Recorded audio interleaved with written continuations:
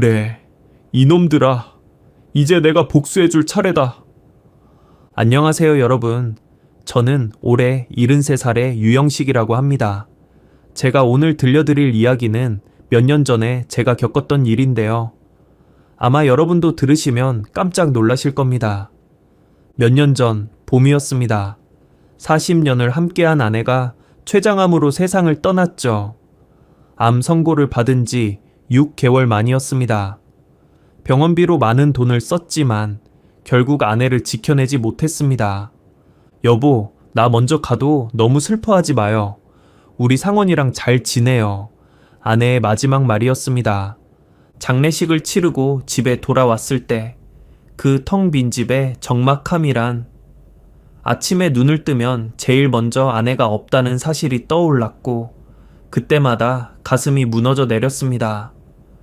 밥을 해 먹을 기운도 없어서 며칠을 굶기도 했고 아내가 쓰던 물건들을 보며 하루 종일 울기도 했습니다.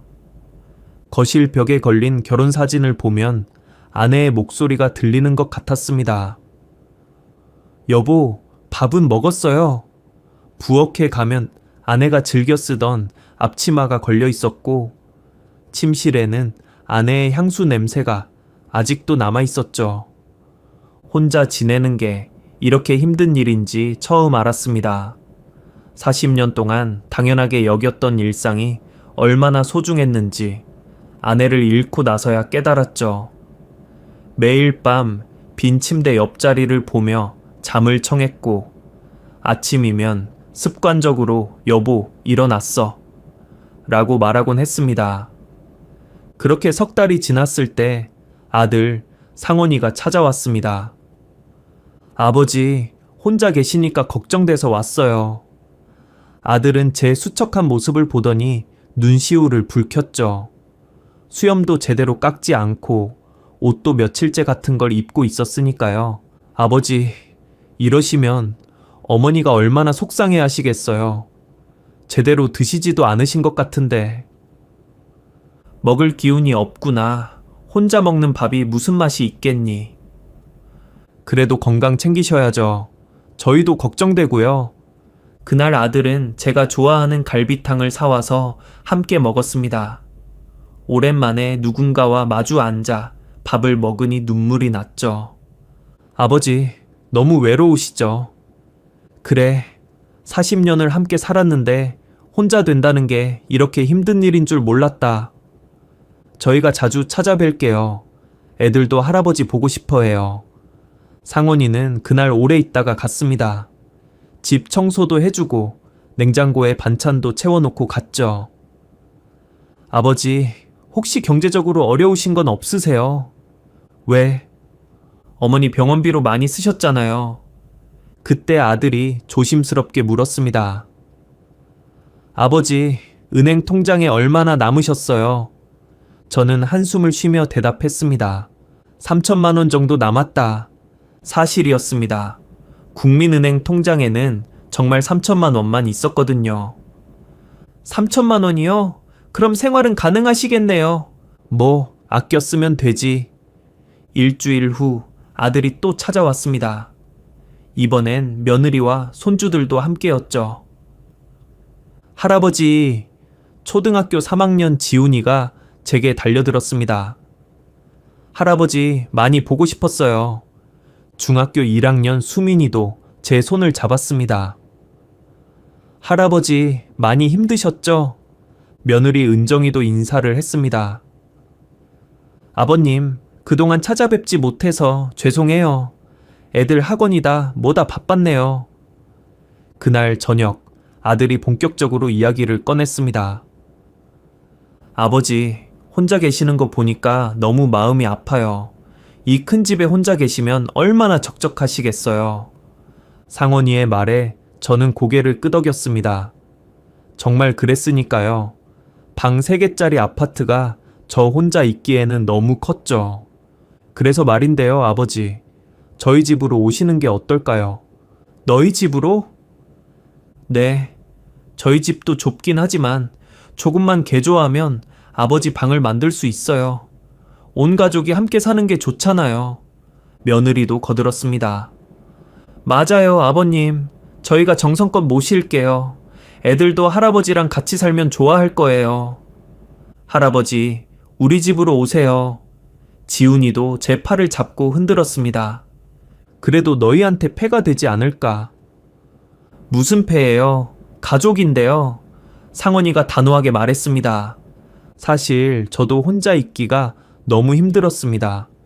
하루 종일 말할 사람도 없고 밤이면 무서울 때도 있었죠. 며칠 전에는 화장실에서 미끄러져 넘어졌는데 혼자라 누구 부를 사람도 없었습니다. 그런데 너희 집이 좁지 않니? 방이 몇 개더라? 방 3개예요. 지금은 하나를 창고처럼 쓰고 있는데 그걸 아버지 방으로 만들면 돼요. 개조하는데 돈이 들 텐데. 아버지, 그런 걱정하지 마세요. 아, 그리고 아버지 집은 전세로 놓으시면 어떨까요? 매달 월세 받으시면 용돈도 되고. 그것도 생각해 봐야겠구나. 그날 밤 저는 많은 생각을 했습니다. 정말 아들네 집으로 가는 게 맞을까? 며느리와 잘 지낼 수 있을까? 하지만 이대로 혼자 있다가는 정말 병이 날 것 같았습니다. 다음 날 저는 결심을 했습니다. 상원아, 너희 집으로 가마. 신세 좀 지jas구나. 정말요? 아버지, 잘 결정하셨어요. 아들은 정말 기뻐했습니다. 바로 이사 준비를 시작했죠. 아버지, 가전제품이나 가구는 다 저희 집에 있으니까 옷이랑 개인 물건만 가져오세요. 그래, 그러마. 이사하는 날, 저는 옷가지 몇 벌과 책 몇 권, 그리고 아내와의 추억이 담긴 사진첩만 챙겼습니다. 아버지, 짐이 이게 다예요? 응, 필요한 것만 가져가려고. 그러시구나. 아, 아버지, 통장이나 귀중품들은 다 챙기셨죠? 그럼 저 주세요. 일단 저희가 관리해 드릴게요. 필요하실 때마다 쓰시고요. 저는 통장을 아들에게 건넸습니다. 3천만 원이 든 통장을요. 앞으로 생활비는 여기서 빼서 쓰고 아버지 용돈도 여기서 드릴게요. 그래, 너희가 알아서 해라.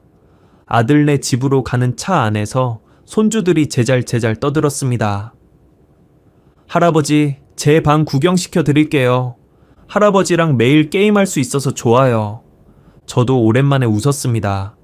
가족과 함께 사는 게 이렇게 기대되는 일인지 오랜만에 느꼈죠. 아들네 집은 제 집에서 차로 30분 거리에 있었습니다. 평범한 아파트였죠. 30이 평 정도 되는 크기였습니다. 아버지, 여기가 아버지 방이에요. 방은 작았지만 깨끗했습니다. 침대와 옷장, 작은 책상이 들어가니 꽉 찼죠. 괜찮니? 충분해.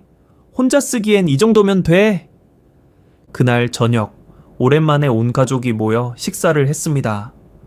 며느리가 정성껏 차린 밥상이었죠. 아버님, 많이 드세요. 그동안 제대로 못 드셨죠? 고맙다. 맛있구나. 앞으로 매일 이렇게 함께 먹을 거예요. 식사를 하며 이런저런 이야기를 나누니 정말 행복했습니다. 아내가 없는 건 여전히 슬펐지만 적어도 혼자는 아니라는 게 위안이 되었죠. 밤에 잠자리에 누워 생각했습니다. 여보, 나 이제 상원인에서 지내. 괜찮을 것 같아. 아들네 집에서 지낸 지 한 달이 되었을 때 저는 정말 행복했습니다. 매일 아침 7시 며느리가 문을 두드렸습니다. 아버님, 진지 드세요. 식탁에는 따뜻한 밥과 국, 그리고 정성껏 준비한 반찬들이 놓여 있었죠. 온 가족이 둘러앉아 아침을 먹는 그 시간이 하루 중 가장 행복한 시간이었습니다.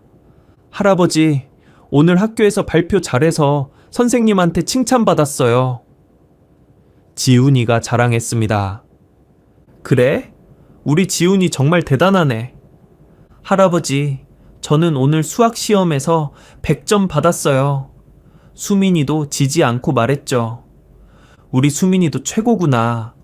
상원이는 출근하기 전 항상 제게 인사를 했습니다. 아버지, 다녀올게요. 오늘 하루 잘 보내세요. 그래, 운전 조심하고. 낮 시간에는 며느리와 둘이 있었습니다. 처음엔 어색했지만 시간이 지나니 편해졌죠. 아버님, 차 한잔 하실래요? 그래, 고맙다. 며느리와 차를 마시며 이런저런 이야기를 나눴습니다. 손주들 이야기, 상원이 어렸을 때 이야기, 때로는 아내와의 추억도 들려줬죠. 어머님은 정말 좋은 분이셨어요. 저도 어머님과의 추억을 생각하면 그때가 너무 그리워요. 그럼 세상에서 제일 좋은 사람이었지. 주말이면 온 가족이 함께 외출을 했습니다. 근처 산에 등산도 가고 맛집도 찾아다녔죠. 아버지, 힘드시면 말씀하세요. 아니야, 이 정도는 거뜬해. 사실 조금 힘들었지만 가족과 함께하는 게 너무 좋아서 힘든 내색을 하지 않았습니다. 아내가 죽고 난 후 사무치는 외로움이 조금은 가시는 기분이 들었거든요. 어떤 날은 지훈이와 함께 공원에 나가 자전거를 탔습니다. 할아버지, 제가 자전거 타는 거 봐주세요. 그래, 조심해서 타라. 지훈이가 씩씩하게 자전거를 타는 모습을 보며 상원이 어렸을 때가 떠올랐습니다. 그때도 이렇게 자전거를 가르쳐 줬었죠. 수민이는 조용한 편이라 주로 제 옆에서 책을 읽었습니다. 할아버지, 이 문제 모르겠어요. 어디 보자. 아, 이건 이렇게 푸는 거란다. 중학교 수학을 가르쳐주며 뿌듯했습니다. 아직 제가 쓸모있는 사람이라는 느낌이 들었거든요. 저녁이면 상원이가 퇴근하고 돌아왔습니다. 아버지, 오늘 하루 어떠셨어요? 좋았다. 지훈이랑 공원도 갔다 왔어. 저희 때문에 피곤하신 건 아니에요. 아니야, 오히려 활력이 생기는 것 같아. 가끔은 상원이와 막걸리 한 잔씩 하기도 했습니다. 아버지, 어렸을 때 아버지가 공장에서 늦게까지 일하시던 거 기억나요? 그때 참 힘들었지. 하지만 너희들 생각하며 버텼어. 이제야 아버지 마음을 알 것 같아요. 저도 애들 보면서 그런 마음이 들거든요. 이런 대화를 나누며 부자 간의 정이 더 깊어지는 것 같았습니다. 며느리도 정말 잘해줬습니다. 제가 좋아하는 음식을 기억했다가 자주 해줬고 빨래도 깨끗하게 해줬죠. 아버님, 내일 병원 가셔야 하는 거 잊지 마세요. 아, 맞다. 고맙다. 제가 모시고 갈게요. 이렇게 3달이 지났습니다. 정말 행복한 시간이었죠. 어느 날 저는 가족들 모르게 작은 선물을 준비했습니다. 상원이에게는 넥타이, 며느리에게는 스카프, 아이들에게는 학용품을 샀죠. 돈은 많지 않았지만 감사한 마음을 표현하고 싶었습니다. 아버지, 이게 뭐예요? 그동안 고마워서. 별거 아니지만. 아버님, 이런 거 안 사주셔도 되는데. 하지만 그들의 표정은 정말 기뻐 보였습니다. 저도 덩달아 행복했죠. 아들네 집에서 지낸 지 6개월이 지났을 때였습니다. 어느 날 저녁, 제가 거실에서 TV를 보고 있는데 며느리와 아들의 대화 소리가 들렸습니다. 부엌에서 설거지를 하며 나누는 대화였죠. 여보, 아버님 통장 잔액 확인해 봤어? 응, 오늘 확인했는데 2천만 원 정도 남았더라. 벌써 1,000만 원이나 썼단 말이야? 아버님 병원비, 약값, 용돈, 생각보다 많이 들어가네. 그때까지만 해도 큰 문제는 없었습니다. 며느리의 목소리도 평소와 같았고 특별히 짜증을 내는 것도 아니었으니까요. 하지만 조금씩 변화가 시작되었습니다. 먼저 식탁의 반찬이 줄어들기 시작했습니다. 처음엔 5가지였던 반찬이 4가지가 되고 다시 3가지가 되었죠. 요즘 바쁜가 보구나. 아, 네. 물가가 너무 올라서요. 조금 아껴야 할 것 같아요. 그래, 나는 뭐 김치만 있어도 돼. 또 한 가지 변화는 외출이 줄어든 것이었습니다. 전에는 주말마다 가족 나들이를 했는데 이제는 한 달에 한 번 정도로 줄었죠. 이번 주말에는 집에서 쉬어요. 피곤해요. 며느리가 말했습니다. 그래, 집에서 쉬는 것도 좋지. 저도 눈치를 봐가며 조심스럽게 행동하기 시작했습니다. TV 볼륨도 줄이고 화장실 사용 시간도 줄이려고 노력했죠. 그러던 어느 날 작은 사건이 하나 있었습니다. 제가 손자 지훈이에게 5,000원을 용돈으로 주고 있었는데 며느리가 들어왔습니다. 아버님, 애한테 돈 주지 마세요. 왜? 용돈 좀 준 건데. 애들 버릇 나빠져요. 그리고 아버님 돈도 많지 않으시잖아요. 그 말에 저는 움찔했습니다. 돈이 많지 않다는 말이 마음에 걸렸죠. 알았어. 앞으로 조심할게. 그날 밤 또 부부의 대화가 들렸습니다. 아버님이 자꾸 애들한테 돈 주시는데 좀 그래. 아버지도 손주들 예뻐서 그러시는 거겠지. 그래도 한도가 있지. 이제 통장에 얼마 안 남았는데. 1년이 지났습니다. 이제 통장 잔액은 1,500만 원 정도 남았죠. 어느 날 아침 며느리가 말했습니다. 아버님, 낮에 집에 계실 때 에어컨 켜지 마세요. 전기세가 너무 많이 나와요. 알았어. 그리고 TV도 너무 오래 보지 마시고요. 한여름이었는데 에어컨을 켜지 말라니. 하지만 저는 아무 말도 하지 못했습니다. 신세지는 입장이니까요. 더위를 참으며 방에 있는데 밖에서 에어컨 소리가 들렸습니다. 거실에는 에어컨을 켜놓고 제 방에만 켜지 말라는 것이었죠. 상원이의 태도도 조금씩 변했습니다. 전에는 퇴근하면 제 방에 들러 안부를 물었는데 이제는 그냥 지나가는 날이 많아졌죠. 아버지, 피곤해서 먼저 들어가 쉴게요. 그래, 쉬어라. 주말 등산도 이제는 가지 않았습니다. 아버지, 이번 주는 약속이 있어서. 알았다. 다음에 가자. 하지만 다음은 없었습니다. 손주들도 달라졌습니다. 전에는 할아버지 하며 달려들었는데 이제는 인사만 하고 제 방으로 들어갔죠. 엄마가 할아버지 귀찮게 하지 말래요. 지훈이가 작은 소리로 말했습니다. 그러던 어느 날이었습니다. 저녁 식사 후 아들이 조심스럽게 말을 꺼냈습니다. 아버지, 통장에 이제 500만 원밖에 안 남았어요. 벌써? 네. 생활비며 병원비며 쓰다 보니. 사실 저도 알고 있었습니다. 매달 나가는 돈이 적지 않다는 걸요. 약값만 30만 원, 병원비, 용돈, 생활비. 앞으로 좀 아껴 써야겠구나. 네, 그러셔야 할 것 같아요. 그날부터 분위기가 확 달라졌습니다. 며느리는 대놓고 한숨을 쉬기 시작했습니다.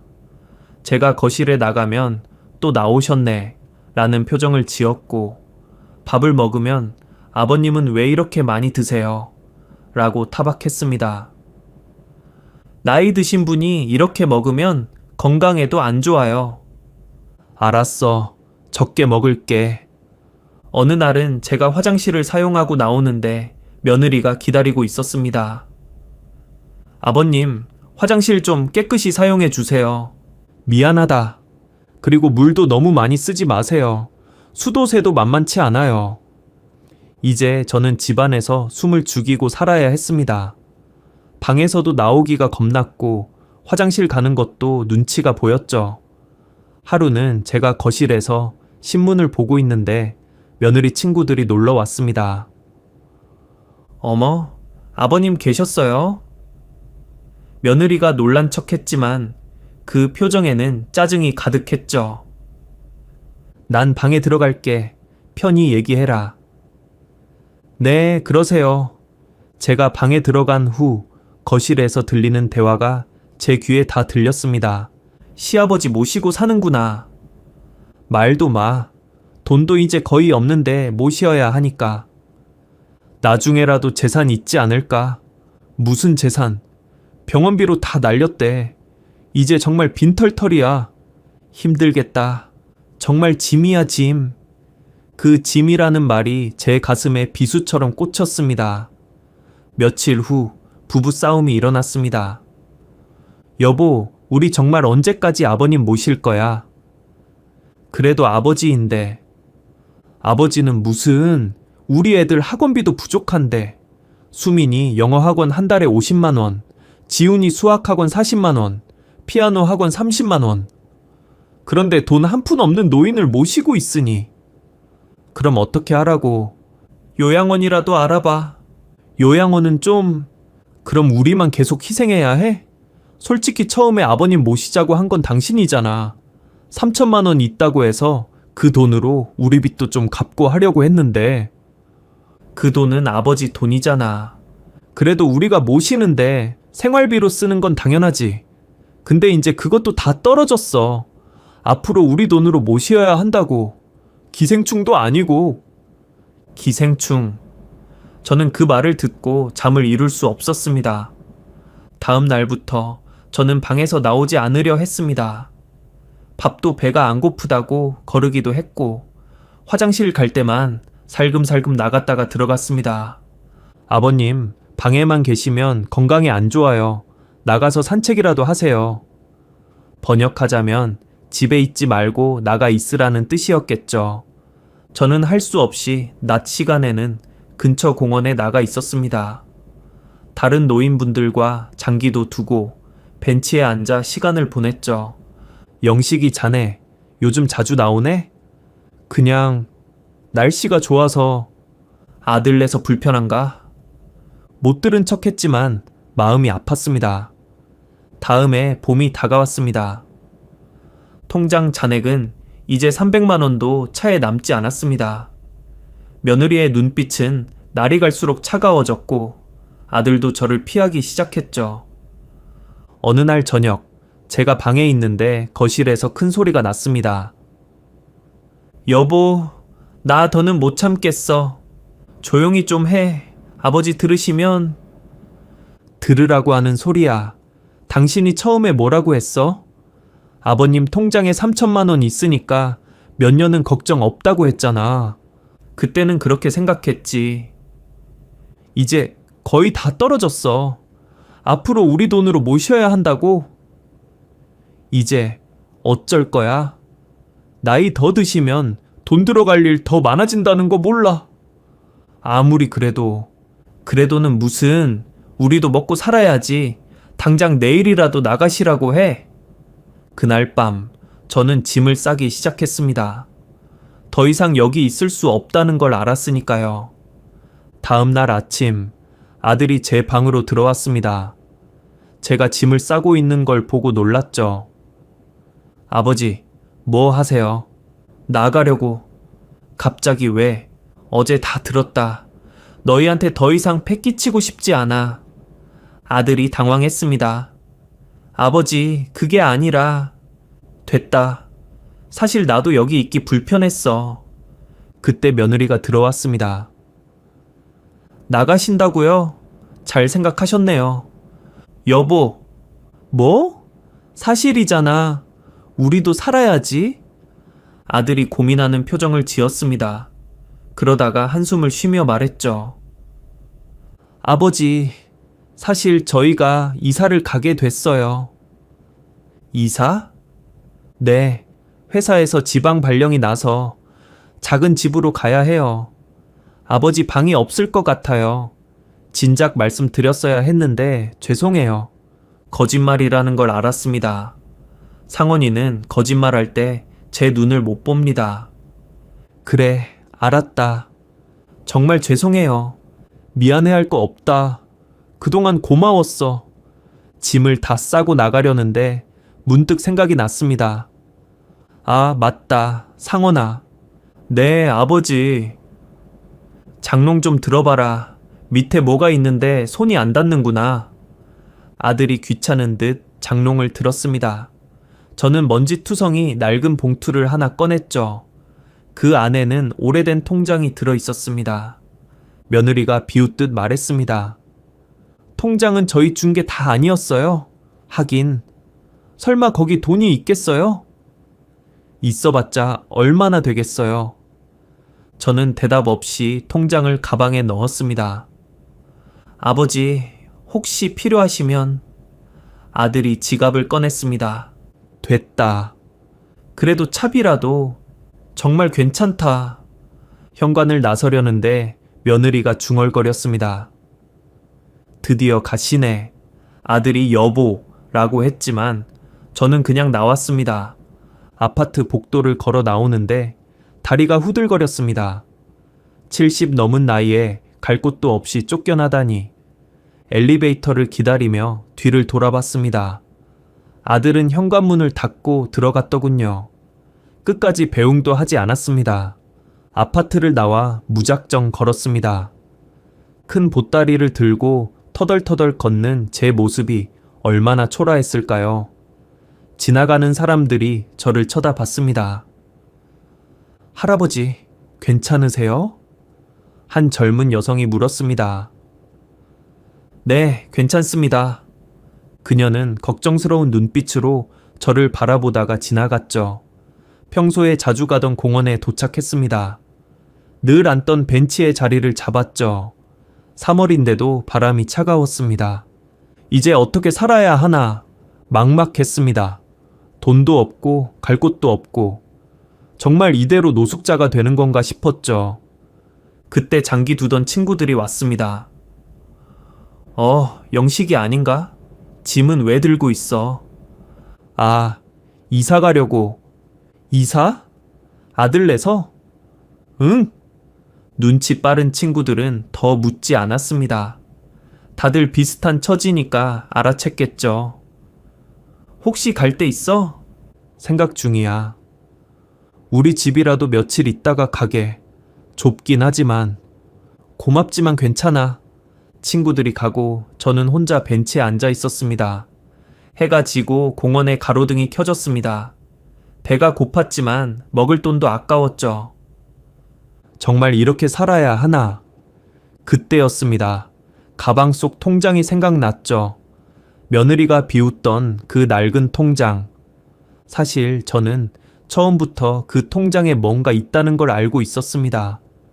다만 얼마나 있는지는 확인하지 않았죠. 혹시나 하는 마음에 숨겨둔 통장이었거든요. 떨리는 손으로 통장을 꺼냈습니다. 은행 BIP 프라이빗 뱅킹 통장이었죠. 첫 장을 넘겼습니다. 그리고 천천히 잔액을 확인했죠.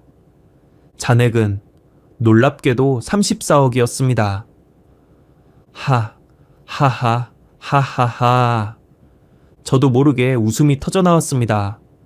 지나가던 사람들이 이상한 눈으로 쳐다봤지만 저는 계속 웃었죠. 이게 어떻게 된 일이냐고요. 사실 저는 평생 작은 부품 공장을 운영했습니다. 작다고 했지만 실제로는 직원 200명이 넘는 중견기업이었죠. 대기업에 납품하며 꾸준히 성장했고 회사를 매각할 때 큰 돈을 받았습니다. 거기에 강남에 있던 작은 건물 2채를 팔고 평생 모은 돈을 합치니 이 정도가 된 겁니다. 왜 아들에게 숨겼냐고요? 아내의 유언 때문이었습니다. 여보, 이 돈은 상원이한테 비밀로 해요. 당신 돈 때문에 효도하는 몹쓸 놈인지 아닌지 먼저 확인을 해봐야 해요. 그래도 우리 아들인데 굳이 그럴 필요까지 있을까? 우리가 바르게 키운다고 키웠지만 또 모를 일이죠. 게다가 상원이 결혼하고 나서 많이 변한 거 당신도 알잖아요. 며느리가 어떻게 나올지 몰라요. 그래, 알았어. 이제 확인이 끝났습니다. 아들은 돈이 있을 때만 부모를 모시는 인간이었던 거죠. 다음 날 아침, 저는 은행으로 향했습니다. 허름한 차림에 큰 보따리까지 들고 있으니 은행 직원이 경계하는 눈빛으로 봤습니다. 어르신, 무엇을 도와드릴까요? 통장 확인하고 돈 좀 찾으려고요. 통장을 내밀자 직원의 표정이 확 바뀌었습니다. 아, BIP 고객님이시네요? 잠시만요. 제가 BIP 룸으로 안내하겠습니다. BIP 룸으로 들어가자 지점장이 직접 나왔습니다. 유영식 사장님, 오랜만에 뵙습니다. 그동안 한 번도 안 오셔서 궁금했습니다. 개인 사정이 있었어요. 커피 드릴까요? 아니면 차를? 커피 주세요. 그런데 사장님, 오늘은 왜 오셨는지 현금 10억 정도 찾고 싶은데요. 10억이요? 지점장이 놀랐습니다. 갑자기 큰 돈을 인출한다고 하니 은행 쪽에서 놀랄 수밖에 없었죠. 하지만 당장 들어갈 집이 필요했으니 큰 돈이 필요한 것도 사실이었어요. 그렇게 돈을 찾아 은행을 나온 저는 곧장 부동산으로 향했습니다. 안녕하세요. 집 좀 알아봐 주실 수 있나요? 당장 들어갈 집이 필요해서요. 물론이죠. 어떤 집을 원하시는지? 이 근처에서 전망 좋고 넓은 집으로요. 가격은 상관없어요. 부동산 사장이 바로 매물들을 꺼내놨습니다. 사장님, 마침 좋은 매물이 나왔네요. 바로 이 근처 마루 아파트 앞 주상복합 펜트하우스인데 평수도 넓고 무엇보다 전망이 끝내줍니다. 마루 아파트, 바로 아들이 사는 아파트였습니다. 거기 얼마죠? 9억 5천입니다. 급매물이라 싸게 나왔어요. 좋네요. 바로 계약할게요. 정말요? 한번 보시고. 아니요. 바로 계약하고 싶어요. 오늘 입주도 가능한가요? 제가 확인해 보겠습니다. 그리고 바로 들어갈 수 있다는 걸 알게 된 부동산 사장이 싱글벙글 웃으면서 계약을 하자고 하더군요. 저는 현금으로 매매 비용을 지불하겠다고 했습니다. 와, 현찰로 9억 5천을 바로 주신다고요. 대단하십니다. 계약은 순식간에 끝났습니다. 오늘 바로 입주 가능합니다. 가구는 없지만요. 괜찮습니다. 부동산을 나와 펜트하우스로 갔습니다. 엘리베이터에서 내려 현관문을 열자 숨이 멎을 듯한 광경이 펼쳐졌습니다. 통유리로 된 거실에서 서울 정영이 한눈에 들어왔죠. 그리고 테라스에 나가보니 바로 아래 아들네 아파트가 보였습니다. 14층 아들네 집 베란다까지 훤히 보였죠.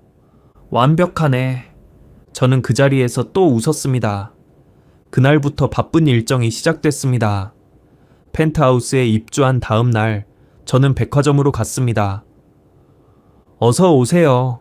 직원이 인사했지만 제 허름한 차림을 보고는 시큰둥한 표정이었죠. 정장 좀 보려고 하는데요. 아, 네. 이쪽입니다. 명품관으로 안내됐습니다.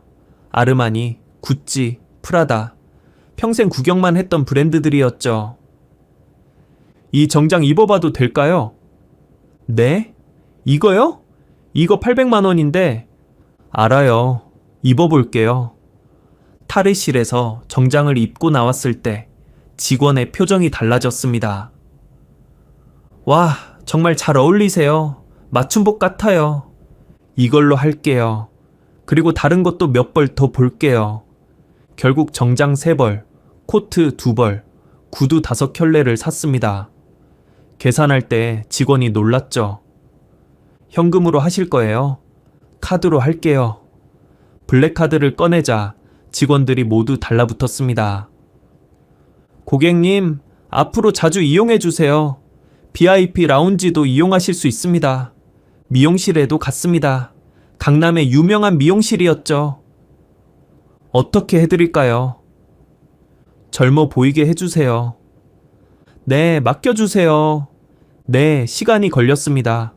염색하고 커트하고 스타일링까지. 거울을 보니 다른 사람이 되어 있었습니다.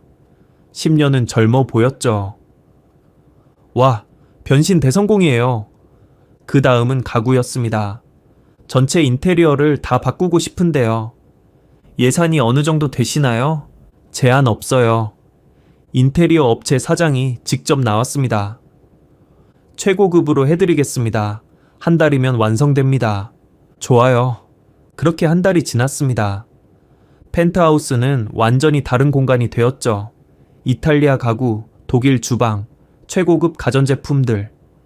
마치 호텔 스위트룸 같았습니다. 매일 아침 저는 테라스에 나가 커피를 마셨습니다. 그리고 아들네 집을 내려다봤죠. 너희가 날 쫓아냈지만 난 여기서 잘 살고 있다. 어느 날 아침, 드디어 그 순간이 왔습니다. 테라스에서 커피를 마시고 있는데 아들네 베란다에 며느리가 나왔습니다.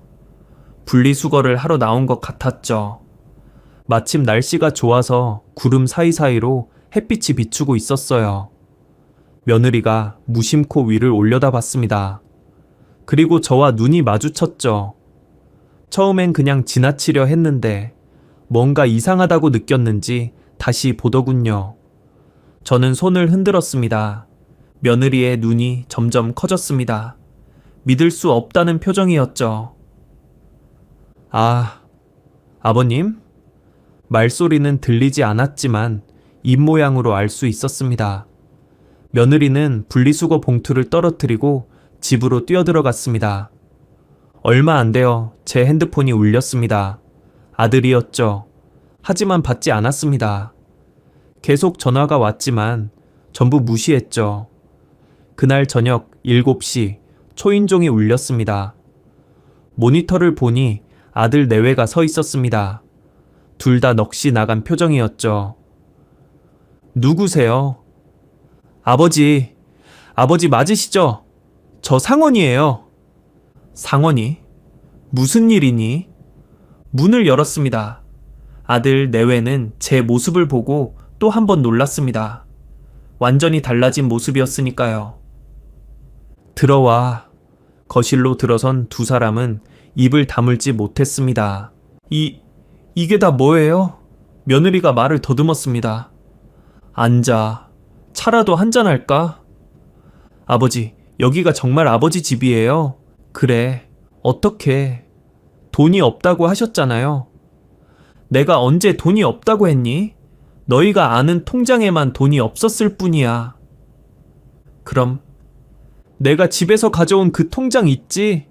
너희가 비웃던 그 낡은 통장, 거기에 34억이 들어있었어. 며느리가 주저앉았습니다. 34억이요?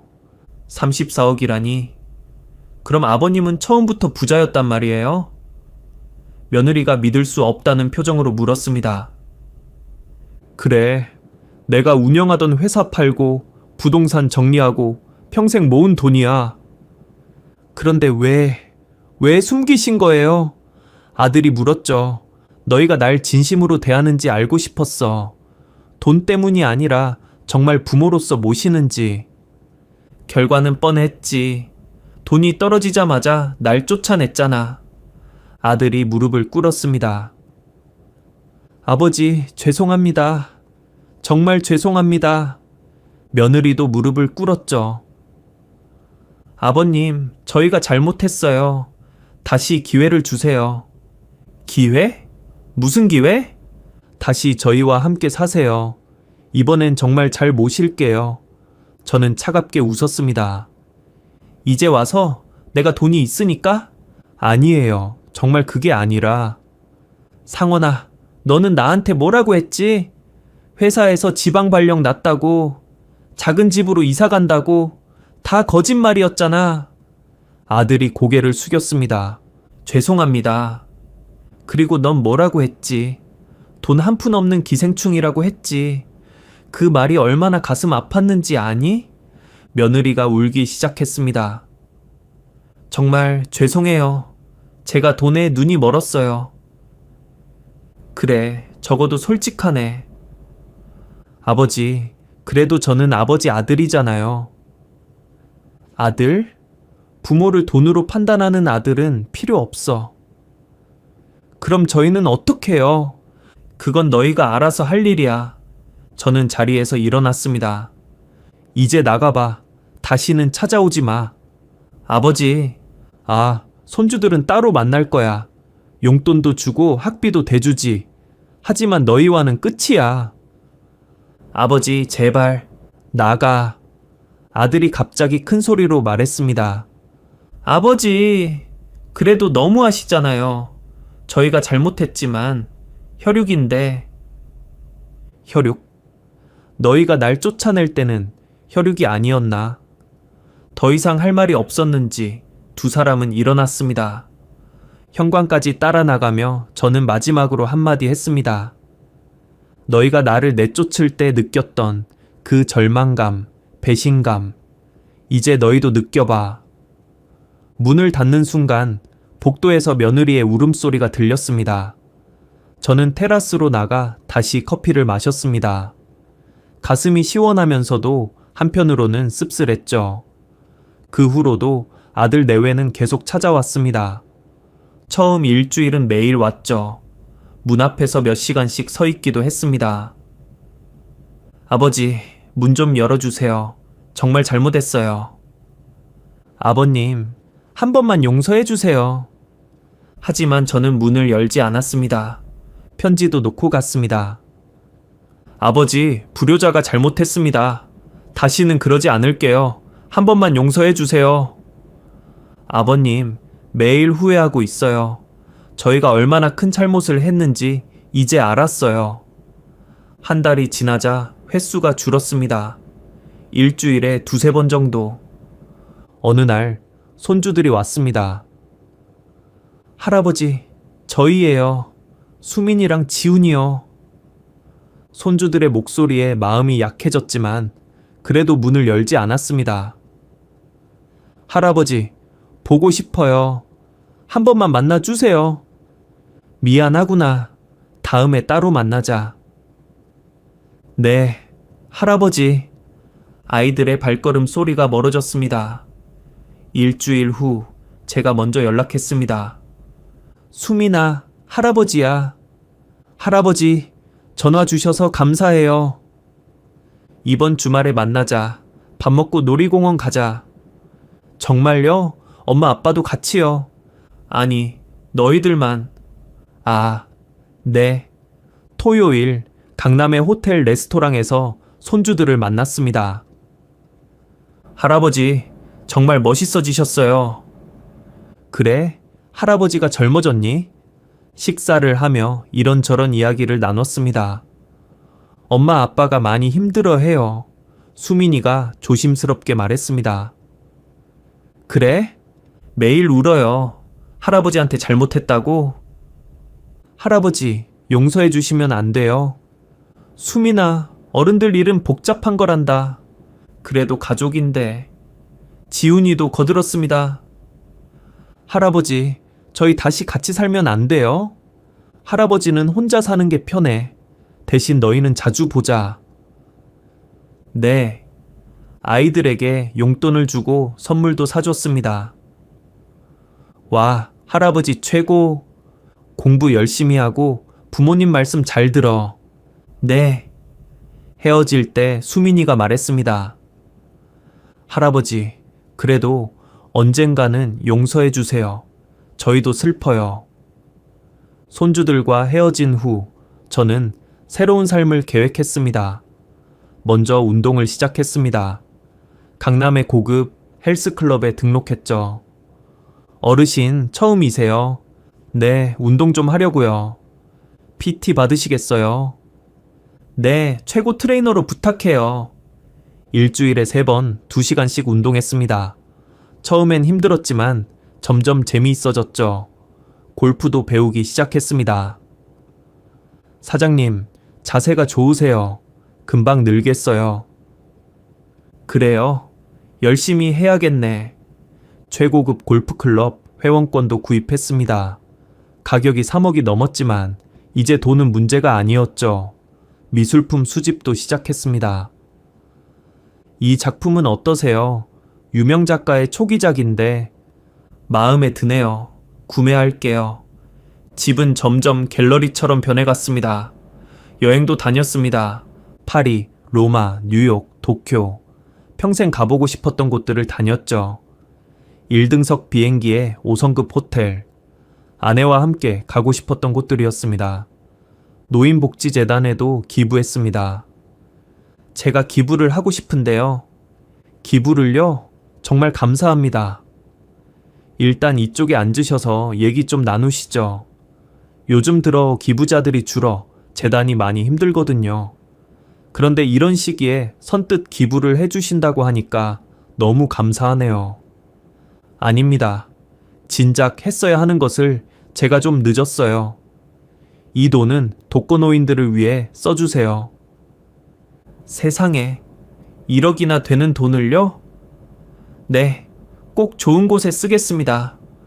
어느 날 병원에서 건강검진을 받았습니다. 유영식님, 정말 건강하세요. 60대 수준이에요. 그래요? 운동한 보람이 있네요. 이대로만 관리하시면 90까지도 거뜬하실 겁니다. 집으로 돌아오는 길에 백화점에 들렀습니다. 쇼핑을 마치고 나오는데 아들 내외를 만났습니다. 아, 아버지? 오랜만이구나.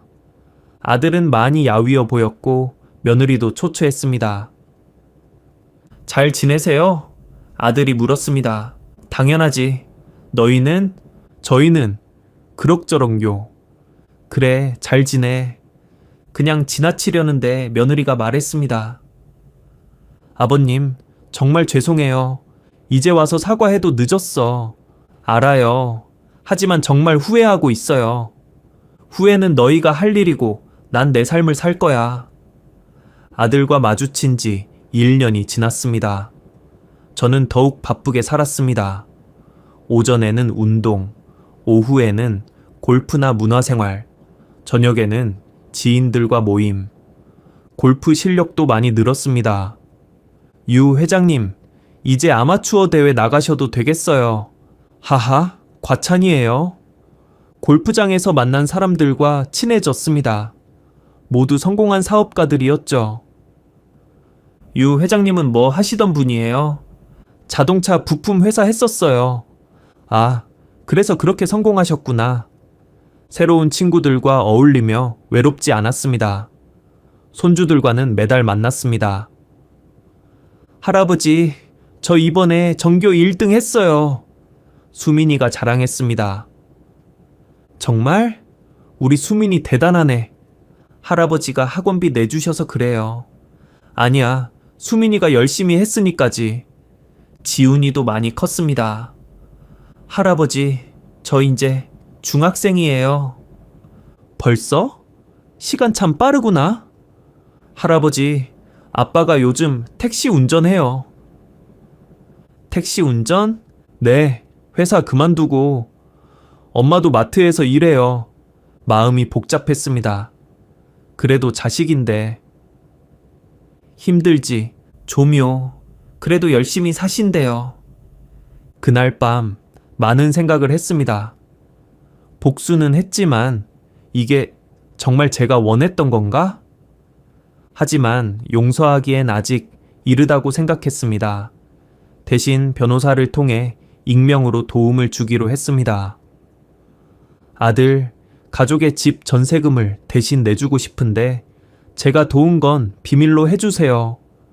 손주들에게서 들은 얘긴데 집주인이 전세금을 많이 올려달라고 해서 힘들어하고 있다는 걸 들었거든요.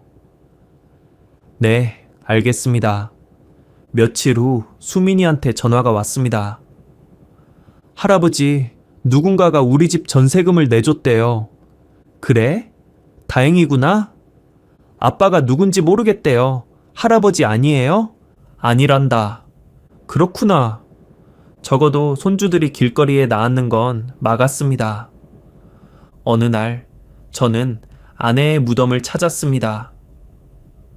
여보, 나 여기 있어. 묘비 앞에 꽃을 놓고 앉았습니다. 당신이 맞았어. 상원이는 돈만 보는 아이였어. 내가 돈이 없으니까 날 버렸지. 바람이 불었습니다. 하지만 복수하고 나니까 마음이 편하지 않아. 그래도 자식인데. 당신이라면 어떻게 했을까? 용서했을까? 한참을 앉아 있다가 일어났습니다. 다시 올게. 집으로 돌아오는 길에 공원을 지났습니다. 제가 쫓겨난 날 앉았던 그 벤치가 보였죠. 그때 그 자리에 다른 노인이 앉아 있었습니다. 초라한 차림에 큰 가방을 옆에 둔. 어르신, 괜찮으세요? 아, 네, 괜찮아요. 혹시 도움이 필요하시면. 그 노인이 저를 올려다봤습니다. 눈에 눈물이 고여 있었죠. 자식한테 쫓겨났어요. 돈이 없으니까. 제 과거를 보는 것 같았습니다. 여기요. 저는 봉투를 하나 건넸습니다. 안에는 현금 500만 원이 들어 있었죠. 이게 뭐예요? 도움이 되셨으면 좋겠어요. 아니, 이렇게 많은 돈을. 괜찮아요. 힘내세요. 그 노인을 뒤로하고 걸어오며 생각했습니다. 나는 운이 좋았구나. 돈이 있었으니까. 만약 정말 돈이 없었다면? 끔찍했습니다. 그날 밤 결심을 했습니다. 아들을 용서하지는 않겠지만 적어도 손주들은 제대로 돌봐야겠다고. 다음 날 변호사를 불렀습니다. 유언장을 작성하고 싶어요. 어떻게 하시겠습니까?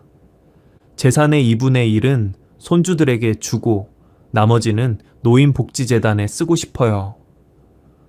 아드님은요? 아들에게는 단돈 1원도 안 갑니다. 알겠습니다. 유언장을 작성하고 나니 마음이 편해졌습니다. 유언장을 작성한 지 한 달 후 뜻밖의 곳에서 아들을 만났습니다.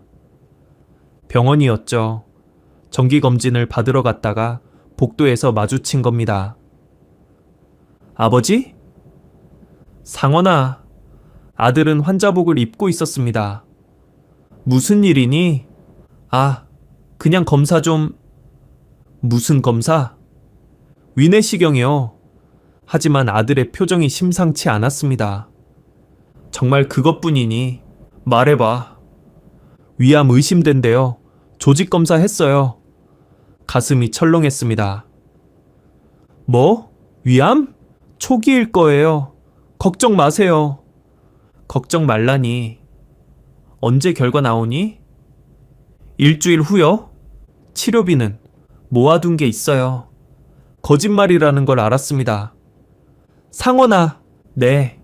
결과 나오면 연락해. 아버지, 병원을 나와 집으로 왔지만 마음이 편치 않았습니다. 위암이라니. 그래도 자식인데 아플 때조차 모른 척 해야 하나? 일주일이 지났습니다. 아들에게서 연락이 없었죠. 저도 연락하지 않았습니다. 하지만 궁금했습니다. 결국 병원에 전화했습니다. 유상원 환자 검사 결과 알 수 있나요? 보호자세요. 아버지입니다. 다행히 암은 아니었습니다. 양성종양이에요. 안도의 한숨이 나왔습니다. 다행이네요. 네, 약물 치료하면 됩니다. 전화를 끊고 생각했습니다. 연락하지 않은 걸 보니 자존심 때문이겠지. 며칠 후 수민이에게서 전화가 왔습니다.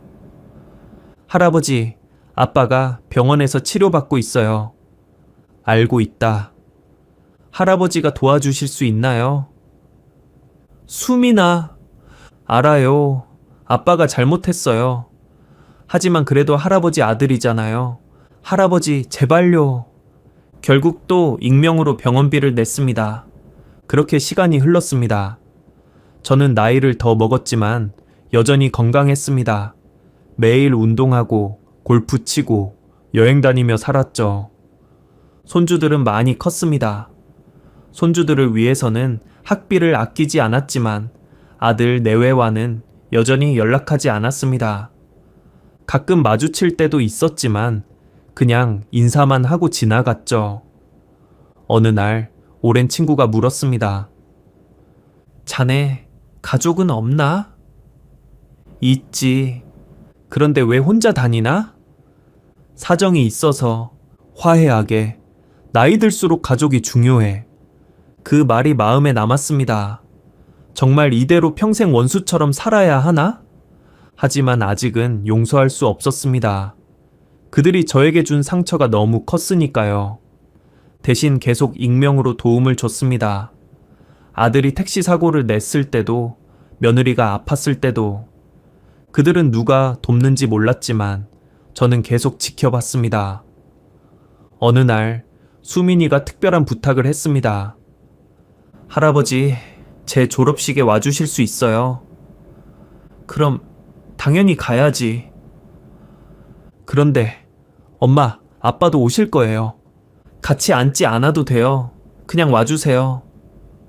졸업식 날 저는 뒤쪽에 앉았습니다. 아들 내외는 앞쪽에 있었죠.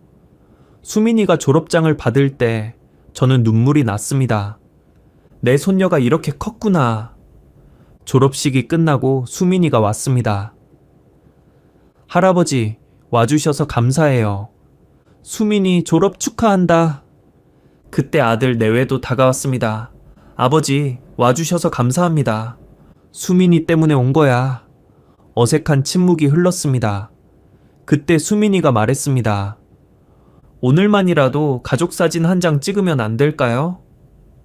수민아, 제 졸업 선물이라고 생각해 주세요.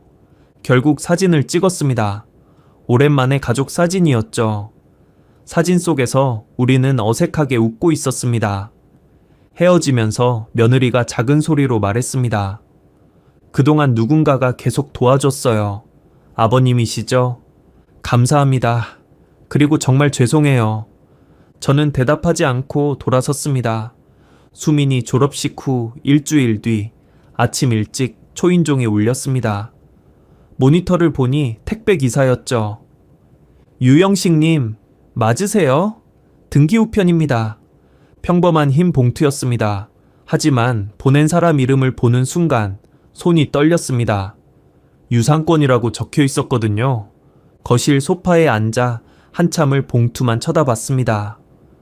열어볼까 말까 고민하다가 결국 조심스럽게 봉투를 열었습니다. 종이 3장에 빼곡히 적힌 송을씨였습니다. 아들의 글씨를 본 건 정말 오랜만이었죠. 예전보다 글씨가 많이 흐트러져 있었습니다. 아마 손이 떨렸나 봅니다. 아버지, 상원입니다. 먼저 이렇게 편지로나마 인사드리게 되어 죄송합니다. 직접 찾아뵙고 무릎 꿇고 사죄해야 하지만 아버지께서 만나주지 않으실 것 같아 편지를 씁니다. 아버지, 그동안 정말 죄송했습니다. 변명하지 않겠습니다. 저희가 아버지를 돈으로 판단했던 것, 돈이 없다고 생각하자 쫓아낸 것, 모두 저희 잘못입니다. 변명의 여지가 없는 큰 죄를 지었습니다. 그동안 단 하루도 편한 날이 없었습니다. 매일 후회하며 살았습니다. 매일 아침 눈을 뜰 때마다 아버지 생각이 났습니다. 아버지가 저희 집 현관을 나서시던 그날, 그 뒷모습이 아직도 눈에 선합니다. 큰 보따리를 들고 어깨가 축 처진 채 나가시던 모습. 그때 제가 왜 아버지를 붙잡지 못했을까요? 제가 얼마나 큰 불효를 저질렀는지 이제야 깨달았습니다. 아버지, 사실 처음 모시자고 했을 때도 순수한 마음만은 아니었습니다. 고백합니다. 3천만 원이라는 돈이 없었다면 과연 제가 아버지를 모시자고 했을까요? 아마 아니었을 겁니다. 그것부터가 잘못이었습니다. 하지만 아버지와 함께 지내던 그 시간들은 정말이었습니다. 아버지와 등산 가고 막걸리 한잔 하며 옛날 이야기 나누던 시간들. 그때는 정말 행복했습니다. 돈 때문이 아니라 아버지와 함께여서 행복했습니다. 그런데 돈이 떨어지자 그 행복을 다 잊어버렸습니다. 아버지를 짐으로만 생각했습니다. 제가 어떻게 그럴 수 있었을까요? 지금도 이해가 안 됩니다. 아내가 아버지를 기생충이라고 했을 때 저는 왜 화내지 않았을까요? 오히려 동조했습니다. 그게 저의 진짜 모습이었나 봅니다. 돈 앞에서는 부모도 없는 못난 인간. 아버지, 알고 있습니다. 그동안 저희를 도와주신 분이 아버지라는 것을. 작년에 제가 위 검사 받을 때 병원비를 누가 냈는지, 저희 전세금을 누가 도와줬는지, 지훈이 학원비를 누가 대신 냈는지. 다 아버지셨죠. 저희를 그렇게 내치셨으면서도 결국은 도와주셨습니다. 그게 부모 마음인가 봅니다. 받기만 하고 감사 인사도 드리지 못해 죄송합니다. 아니, 사실은 감사하다는 말을 할 자격도 없다고 생각했습니다.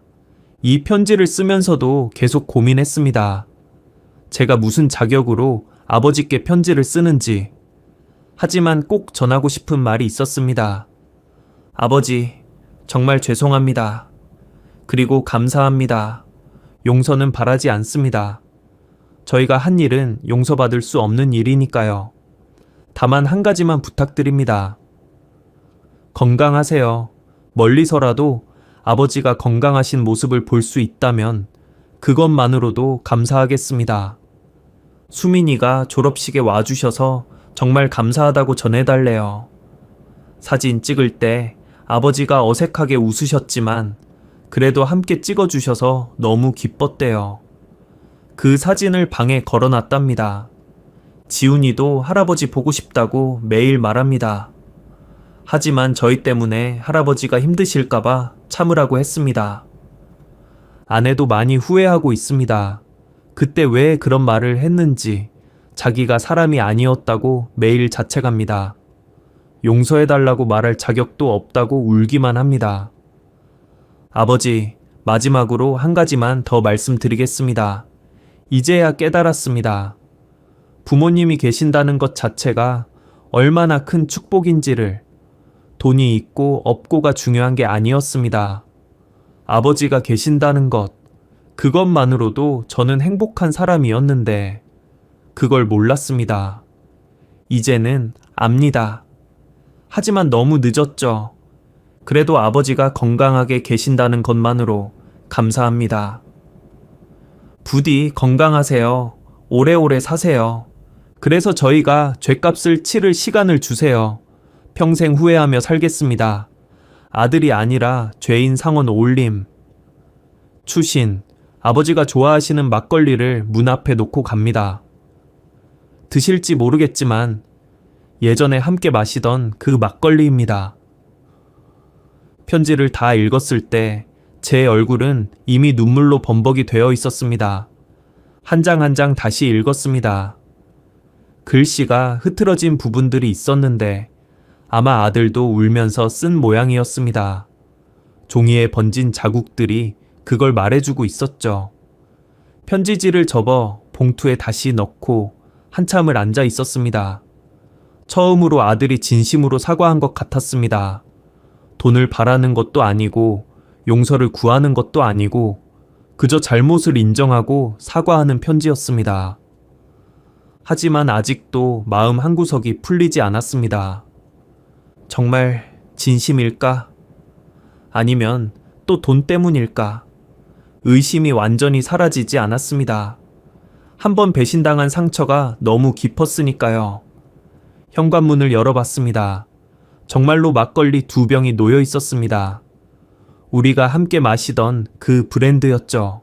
포스트잇도 붙어 있었습니다. 아버지, 혼자라도 맛있게 드세요. 막걸리를 들고 들어와 냉장고에 넣었습니다. 그날 밤 혼자 막걸리를 한 잔 따라 마셨습니다. 아들과 함께 마시던 그 맛이 났습니다.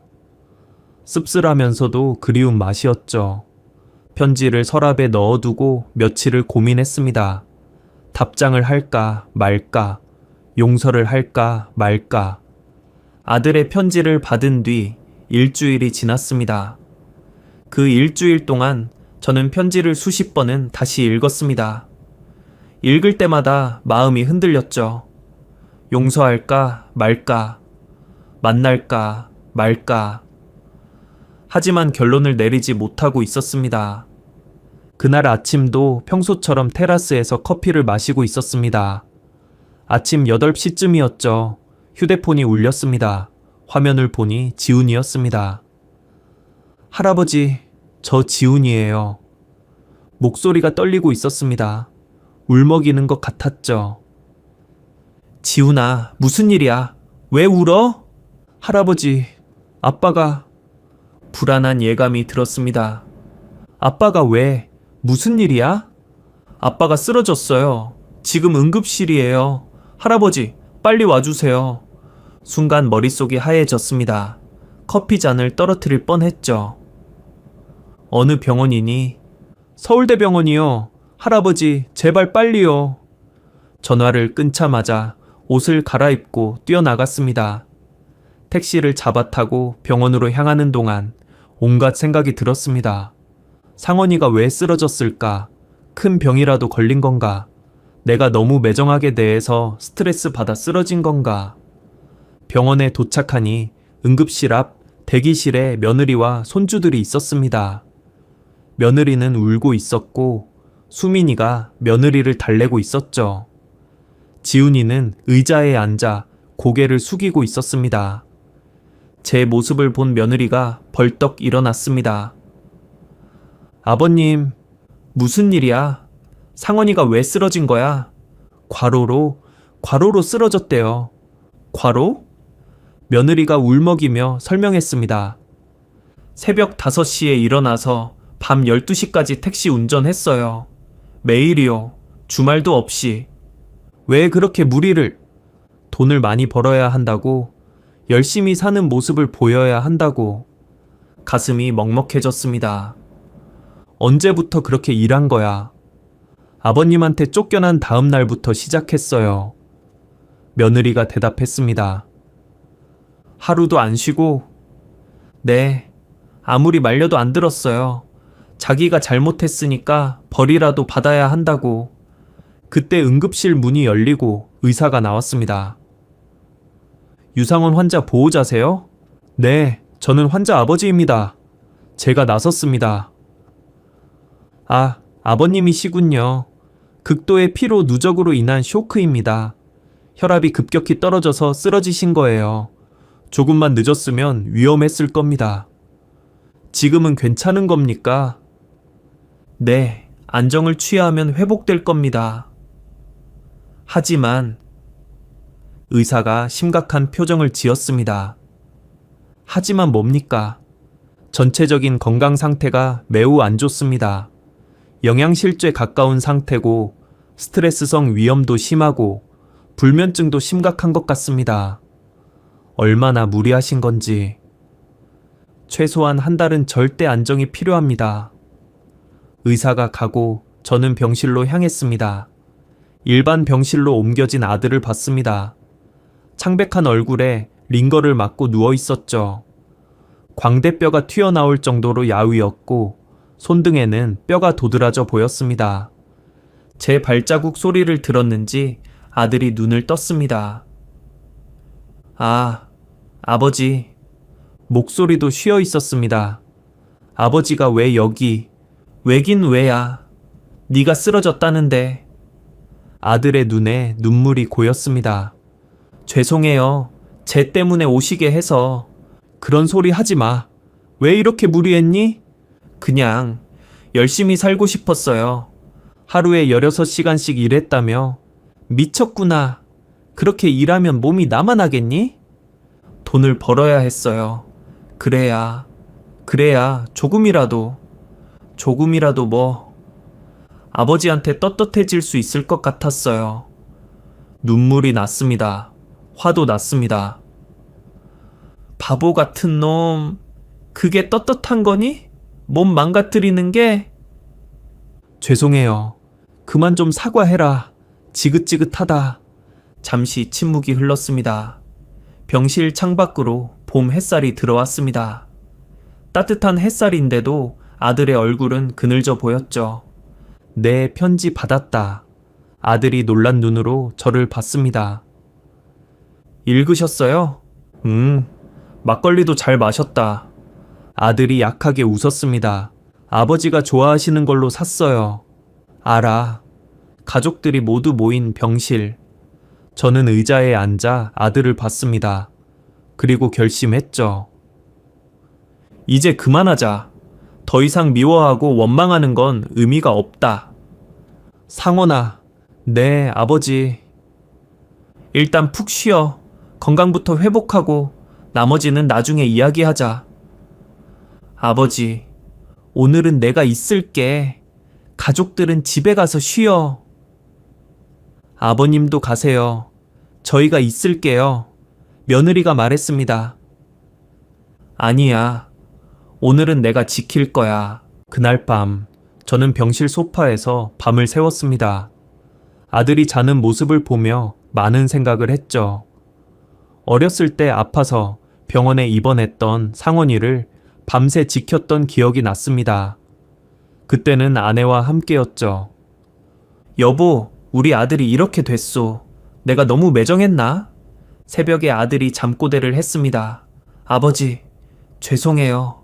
정말 죄송해요. 꿈에서도 사과하고 있었습니다. 저는 아들의 이마를 쓸어주었습니다. 열은 없었지만 식은땀이 났죠. 수건으로 닦아주며 속으로 말했습니다. 그래, 이제 용서하마. 너도 나도 이제 그만 아프자. 아들이 퇴원하는 날, 저는 결심을 했습니다. 상원아, 네, 아버지. 이제 그만 용서하마. 아들의 눈에서 눈물이 흘렀습니다. 아버지, 정말이세요? 그래. 더 이상 원망하고 살기엔 우리 모두 너무 늙었어. 죄송합니다. 정말 죄송합니다. 이제 사과는 그만해. 앞으로 잘하면 돼. 며느리도 울었습니다. 아버님, 정말 감사합니다. 그래, 너도 그동안 고생했어. 아니에요. 저희가 잘못했어요. 다시는 돈으로 사람을 판단하지 마. 네, 명심하겠습니다. 그날 저는 아들 가족과 함께 저녁을 먹었습니다. 실로 오랜만에 가족 식사였죠. 아버지, 그동안 어떻게 지내셨어요? 뭐, 나름대로 잘 지냈지. 외로우셨죠? 가끔. 저희도 매일 아버지 생각했어요. 식사를 하며 그동안의 이야기를 나눴습니다. 웃기도 하고 울기도 했죠. 그날 밤 집에 돌아와 아내 사진을 봤습니다. 여보, 내가 상원이를 용서했소. 당신이 원하던 거 아니었나? 사진 속 아내가 웃는 것 같았습니다. 화해한 후 저희는 천천히 관계를 회복해 갔습니다. 매주 한 번씩 만나 식사를 했죠. 아버지, 이번 주는 저희 집에서 식사하세요. 그래. 아들네 집은 예전보다 작았지만 따뜻했습니다. 아버지, 된장찌개 끓였어요. 아버지 좋아하시잖아요. 고맙구나. 며느리의 요리 실력이 늘었더군요. 맛있네. 정말요? 다행이다. 가끔은 함께 나들이도 갔습니다. 아버지, 이번 주말에 등산 가실래요? 그래, 오랜만에 가보자. 산에 오르며 옛날 이야기를 나눴습니다. 아버지, 제가 어렸을 때 아버지랑 여기 왔었죠? 그랬지. 네가 울면서 업어달라고 했었어. 기억나요. 아버지가 끝까지 업고 올라가 주셨죠. 이런 추억들을 나누며 조금씩 가까워졌습니다. 하지만 여전히 따로 살았습니다. 아버지, 저희랑 같이 사시죠. 아니야. 이대로가 좋아. 자주 만나는 걸로 충분해. 적당한 거리를 유지하는 게 서로에게 좋다고 생각했습니다. 그리고 얼마 뒤 저는 유언장을 수정했습니다. 변호사님, 내용을 바꾸고 싶어요. 어떻게 바꾸시겠습니까? 아들에게도 일부를 물려주고 싶어요. 알겠습니다. 나머지는 여전히 손주들과 사회에 환원하기로 했습니다. 돈이 전부가 아니라는 걸 아들도 이제는 알 테니까요. 지금 저는 아들과 화해한 지 1년이 지났습니다. 완전히 예전으로 돌아갈 수는 없지만 그래도 가족이 있어 행복합니다. 매주 손주들과 만나고 아들 내외와 식사하고 가끔 여행도 함께 갑니다. 돈? 여전히 많이 있습니다. 하지만 이제는 그게 중요하지 않다는 걸 압니다. 가족과 함께하는 평범한 일상이 수십억보다 값진 것임을 알게 됐죠. 제가 이 이야기를 들려드린 이유는 단순합니다. 부모를 돈으로 판단하지 마세요. 자식을 돈으로 시험하지 마세요. 돈은 필요하지만 그것이 전부는 아닙니다. 제 아들처럼 후회하지 마시고 저처럼 시험하지 마세요. 지금 부모님이 살아계시다면 오늘 전화 한 통 드리세요. 사랑합니다. 라고 말씀드리세요. 그리고 자녀가 있다면 안아주세요. 네가 있어서 행복하다고 말해주세요. 돈은 언젠가 사라지지만 가족의 사랑은 영원합니다. 제 이야기가 누군가에게 교훈이 되었기를 바랍니다. 긴 이야기 들어주셔서 감사합니다. 마지막으로 한 가지 더 말씀드리자면 지금도 가끔 아내 묘지에 갑니다. 여보, 이제 우리 가족 다시 행복해졌어. 그러면 바람이 불어요. 아내가 대답하는 것처럼. 여러분도 가족과 행복하시길 바랍니다. 자, 이제 댓글로 몇 살이시고 어디서 이 사연을 시청하시는지 써주세요. 누가 이 영상을 시청하고 있는지 아는 것은 저희에게 정말 중요합니다. 좋아요를 눌러주시고 채널을 구독해주세요. 오늘도 복 받으세요. 감사합니다.